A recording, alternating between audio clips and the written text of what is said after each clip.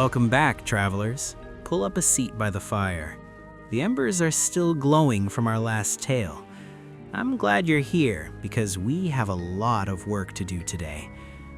In the last chapter, we witnessed the cosmic war between light and void. We saw the Titan-forged armies descend upon Azeroth to shatter the Black Empire and imprison the Elemental Lords. But victory came with a heavy price.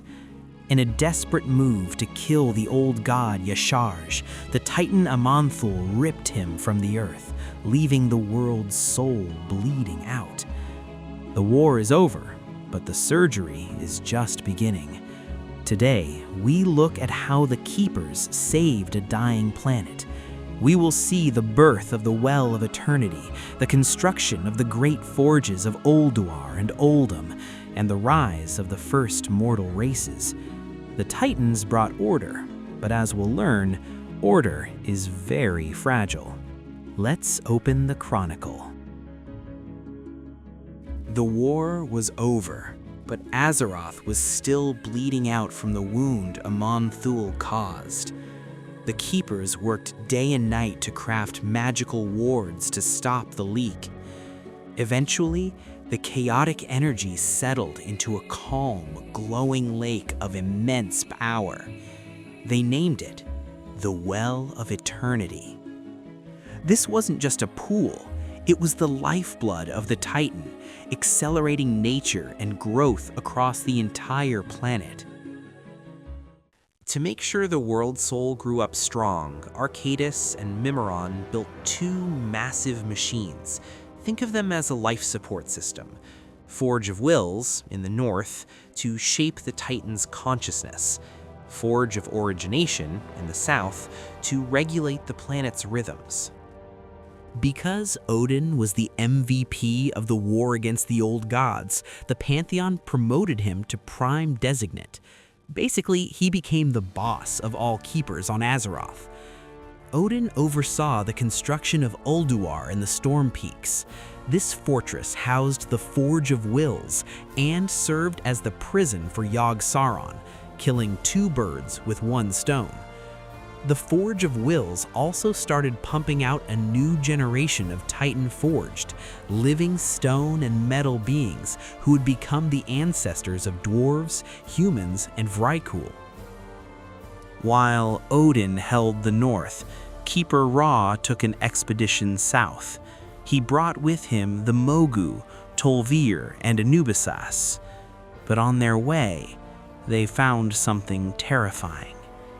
Remnants of Yasharj, specifically its icy, void-filled heart. It was still beating. Now, a normal person would burn it, but Ra was a scientist. He thought, we should study this to understand the void. Huge mistake. They built a vault to contain it, the Vault of Yasharj, and left the Mogu to guard it. This will not end well. Finally, Ra reached the south and installed the Forge of Origination in a place called Uldum. This machine had a secret feature, a failsafe. If Azeroth ever became too corrupted by the old gods, the Forge could release a massive burst of energy to scour all life from the planet, a complete factory reset. Remember this, the Titans were willing to kill everyone to save the world's soul. Ra's final task was building Ahn'Qiraj to imprison Cthulhu. With the prisons built and the forges running, Ra decided to wander the world, watching from a distance. Before we move forward, I realized I threw a few names at you in the last chapter, and we're going to see them a lot today, so let's clear them up quickly. You might be wondering, who exactly are the Titan-forged armies? Well, they weren't just one type of soldier. The Keepers created specific designs for specific jobs. First, the Vrykul. These were the fierce, giant warriors of the north. Think of them as the metal and stone ancestors of humans. They were the frontline fighters. Then the Mogu, brutal, stone-skinned warlords created to dig out the earth and guard the prisons of the old gods. They represent pure strength and domination. Next, the Tol'vir. These look like stone cats or sphinxes with 4 legs. They were created to maintain the Titan machines and cities, swift and intelligent. And finally, the Anubisaths, giant guardians often seen with jackal heads. They were built to watch over the edges of the Titan holdings, specifically in the south. Got it? Good. These are the children of the Titans. Now, let's see what happened to them.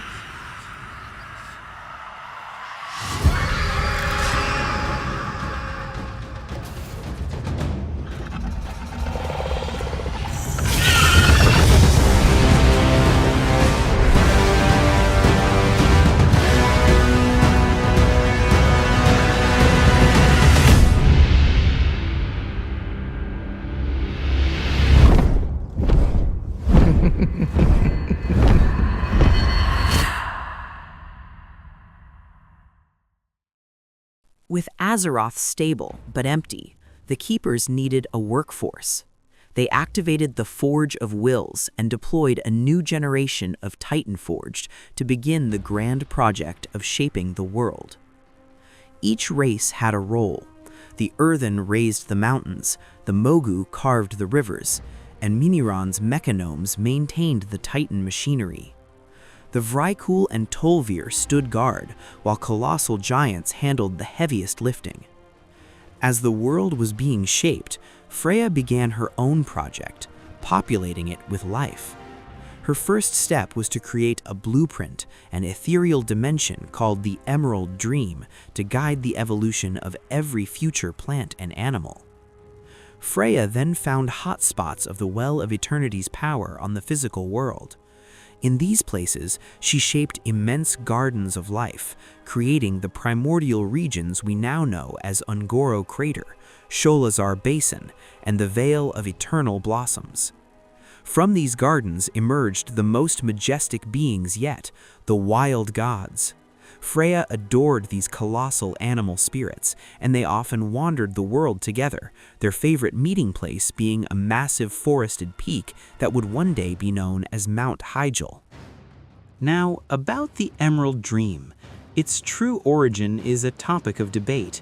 Some believe Freya simply wove it into existence from nothing, but a more profound theory suggests the dream had always been there, a subconscious manifestation of Azeroth's own slumbering world soul. According to this belief, Freya didn't create the dream, she simply discovered it. She tapped into this strange psychic realm and gave it shape, using it as a way to commune with the nascent Titan sleeping within the planet's core. And from her works, a pantheon of primeval power emerged. Among the greatest of these wild gods were legendary figures whose names still echo today. There was Milorn, the honorable white stag, Agamaggan, the razor boar, Aviana, the mistress of birds, the colossal bear lords, Ursoc and Ursul, Tortola, the wise, and Goldrin, the great wolf. And from the lands that would one day be known as Pandaria came the 4 august celestials, Chiji, the red crane, Nuzao, the black ox, Zwen, the white tiger, and Tulan, the jade serpent. To safeguard her new children, Freya took them to a special place, the slopes of Mount Hyjal. There, she bound the spirits of the wild gods directly to the Emerald Dream. This link was permanent, forever tying their fate to the health of Azeroth itself. From that day forward, Hyjal would be their sacred refuge. But the wild gods weren't the only new creatures around. Other life forms, born from Azeroth's chaotic past, began to emerge. Remember when the Keepers banished the elementals? Well, a few stragglers managed to escape. Over countless ages, these leftover spirits calmed down, their elemental fury faded, and they became creatures of flesh and blood. It was from them that some of the world's first wildlife, like the mighty proto-dragons, came to be. Finally, the Pantheon's grand project was complete. They had forged a single, massive supercontinent, teeming with life. As the first twilight fell upon their ordered world, they gave it a name, Kalimdor, which in the Titan tongue means land of eternal starlight. And one final note, to accomplish this monumental task, the Pantheon had armed the Keepers with a set of wondrous relics called the Pillars of Creation. Though they were vital in shaping the world, these powerful artifacts would, in time, become lost and scattered across the very lands they helped to build. With their great ordering complete, the Pantheon was pleased. They saw that the slumbering world soul was safe in the hands of the Keepers. But their true quest was never just about one world. The discovery of Azeroth gave them hope that other nascent titans were sleeping in the cosmos, and they were eager to find them. The Keepers were saddened by their maker's departure, but filled with immense pride. To honor this moment and to keep a record for the future, 2 Keepers, Loken and Mimiron, created a set of enchanted artifacts, the Discs of Norgannon. These discs would automatically record the entire history of Azeroth as it happened. But the High Father, Amon Thul, had one final concern. What if the world's soul became corrupted? As a final failsafe, he appointed a celestial being named Algalon the Observer to watch over Azeroth from the distant cosmos, a name that players who have visited Ulduar might remember well. In the long ages after the Pantheon departed, life flourished on Kalimdor. Among the most magnificent creatures were the proto-dragons. They were wild, powerful, and diverse. But there was one whose name would be remembered with fear, Galakrond. He was the largest proto-dragon to ever exist, a creature of unmatched brutality and cunning. But his true downfall was an insatiable hunger. This hunger drove him to cannibalism, devouring the bodies of his own kind. This dark act warped him, infecting his body and mind with a necrotic plague. He grew even larger, sprouting twisted limbs and dozens of eyes. Worse, the death energy radiating from him reanimated his victims as mindless undead servants. Soon, Galakrond and his horrifying undead flight terrorized the skies of northern Kalimdor. The mightiest of the Keepers, Tyr, saw this growing threat. He tried to warn his brethren, but they had grown apathetic, too focused on their ancient machines to care about the outside world. Undeterred, Tyr knew he had to act alone. He sought out 5 of the most intelligent and powerful proto-dragons. You know their names: the kind-hearted Alexstrasza, the mighty Neltharion, the cunning Malagos, the wise Nosdormu, and the elusive Ysera. Tyr convinced these 5 rivals to unite against their common enemy. Under Tyr's guidance, they waged war. The battle was fierce. At first, Galakron seemed invincible, but by working together, the 5 heroes discovered his weaknesses, his many eyes and his vulnerable throat. In a final, unified assault, they brought the colossal beast down. His massive corpse crashed into the frozen north, creating a landmark that would forever be known to players as the Dragonblight. But this victory came at a cost, especially for Tyr. In the battle, Galakron bit off the Keeper's hand. Years later, Tyr would replace it with a new one forged of pure silver, a symbol that true justice requires sacrifice. This place, so strange. Where are we? Where is less important than when. Many thousands of years ago, when our world was young, Azeroth was home to the ancestors of dragons, primitive beasts ruled by primal instincts. Yet, there were a few in whom the spark of intelligence was lit, who thought, spoke, and felt more deeply than the rest. What does this have to do with me? Were it not for them, your people would not be. From these proto-dragons, there arose the monster, Galakron.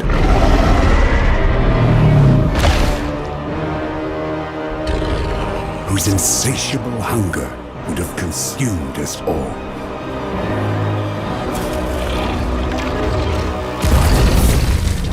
When the fate of our kind was at stake, we 5 overcame the instincts of fear and self-preservation and united to battle the Leviathan. So, you were one of these.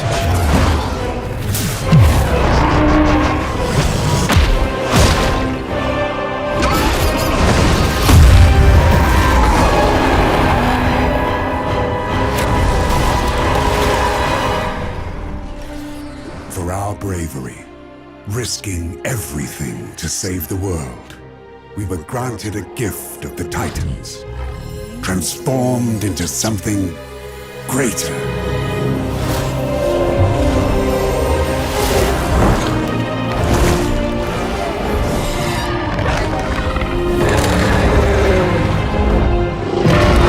Together, we became the Aspects, leaders of the Dragon Flights, the protectors of Azeroth.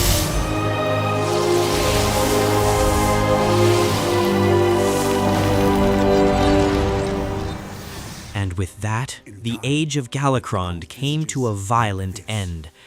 Let's take a quick breath here. We've journeyed from the very creation of Azeroth, watched the Titans order the world, and just witnessed 5 noble heroes rise up to defeat an unimaginable threat. If you're enjoying this deep dive into the history of Warcraft, a simple click on the like button helps this channel more than you know. And if you want to see where this story goes next, consider subscribing so you don't miss out. Because the story of these 5 proto-dragons is far from over. Their courage in the face of absolute darkness did not go unnoticed. The Keepers, who had once stood idle, were now paying very close attention. What happens when mortal heroes are gifted with the powers of gods? Stick around, because that's exactly what we're about to find out. While Tyr and his allies battled Galakron, the other Keepers finally awoke from their long stupor. They saw the proto-dragon's heroism and felt a deep shame for their own inaction. But Tyr held no grudges. Instead, he proposed something radical, to grant these 5 heroes the power to safeguard Azeroth itself. Only one opposed the plan, Keeper Odin. He respected their bravery, but in his eyes, they were just primitive life forms. He argued that only the Titan Forged were worthy protectors, and as Prime Designate, his word was final. But the others disagreed. The dragons had earned this right through sacrifice. Ignoring Odin's protests, they proceeded. The Keepers gathered on the frozen tundra where Galakrond had fallen. Even Ra journeyed from the distant south to partake in the ceremony. They would act as conduits, channeling the raw power of the Pantheon into the 5 proto-dragons. High Keeper Ra channeled the essence of his creator, Amenthul, granting him mastery over time itself. He became the Timeless One, guardian of the pathways of fate and destiny. Freya called upon her creator Eonar to bless Alexstrasza. She would become the Lifebinder, devoted to protecting all living things. For her unparalleled compassion and courage, she was crowned the Dragon Queen, leader of all dragonkind. Freya also asked Eonar to bless Alexstrasza's younger sister, Ysera. She was bound to the Emerald Dream, tasked with watching over the wilds of Azeroth from that ethereal realm. She became the Dreamer, falling into an eternal trance. Keeper Loken channeled the power of Norgannon into Malygos, granting him mastery over magic and the arcane. As the Spellweaver, he became the guardian of all hidden magical knowledge. Finally, Keeper Arkados called upon Khosgaroth to empower the mighty Neltharion. He became the Earth Warder, given dominion over the mountains and deep places of the world.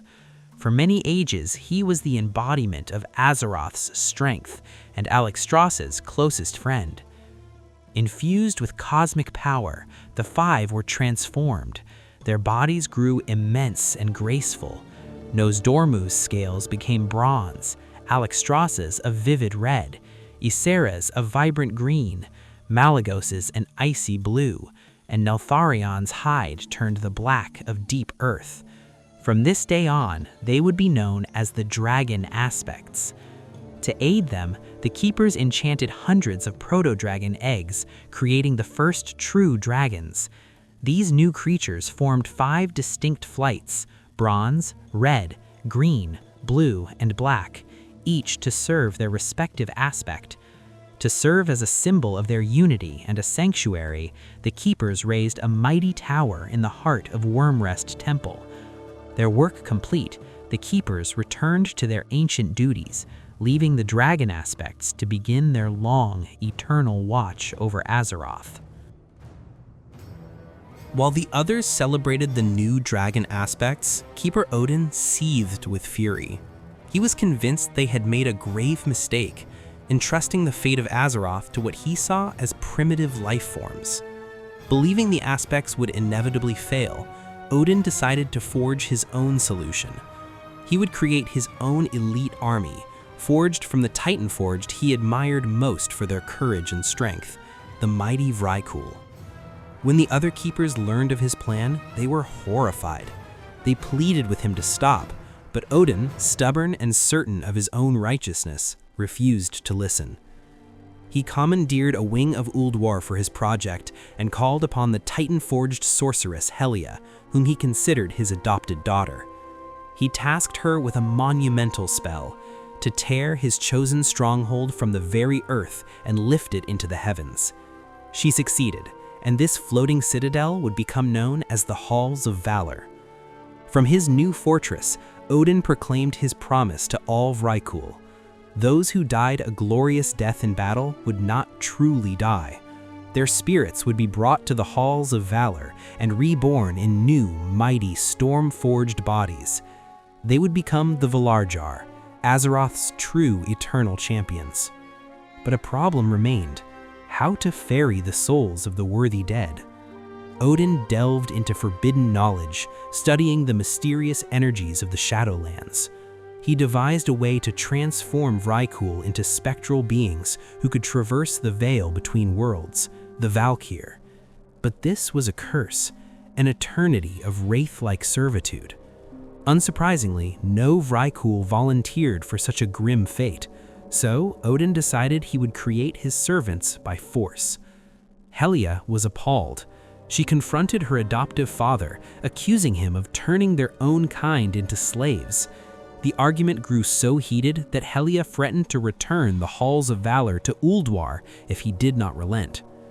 Odin saw her defiance not as a plea for justice, but as a direct threat to his grand design. Blinded by pride and his vision of glory, he did the unthinkable. He struck Helia down, shattering her physical form and twisting her very spirit into a tormented, ethereal being. She had become the first Valkyr. Helia's howls of pain and rage echoed across Azeroth. Her torment was not over. Though she now despised Odin with every fiber of her being, she was magically compelled to obey his will. Under his command, the first Valkyr was forced to create more of her cursed kind, enslaving other Vrykul against their will for all eternity. And so, Odin's halls of valor filled with storm-infused champions, each brought to him by the very souls he had condemned. He felt no remorse for his actions, not for betraying the other keepers, nor for what he had done to Helia. In his mind, it was all a necessary sacrifice for the safety of Azeroth. And so the stage was set. The great dragon aspects, blessed by the Pantheon, began their eternal watch over a world teeming with new life. They were a symbol of hope and unity, a testament to the trust the Keepers placed in the children of Azeroth. But at the same time, high above the clouds, a schism was born from pride. Odin, in his quest for what he saw as true order, created his own army, but at a terrible cost to Helia and the very Vrykul he sought to honor. Two visions for protecting a world, one based on empowering others, the other on absolute control. These weren't just disagreements, they were the first cracks in the armor of Azeroth's guardians, divisions that would echo for millennia to come. And that is where we'll end our story for today. Thank you so much for joining me on this deep dive into the dawn of Azeroth's history. These events shaped everything that came after. If you enjoyed this chapter of the lore, a simple like on the video helps the channel more than you can imagine. And if you want to be here for the next chapter, when the first mortal empires rise and the age of trolls and elves begins, make sure you subscribe and ring that notification bell. Let me know in the comments which part of today's story was your favorite, the tragedy of Helia or the creation of the dragon aspects.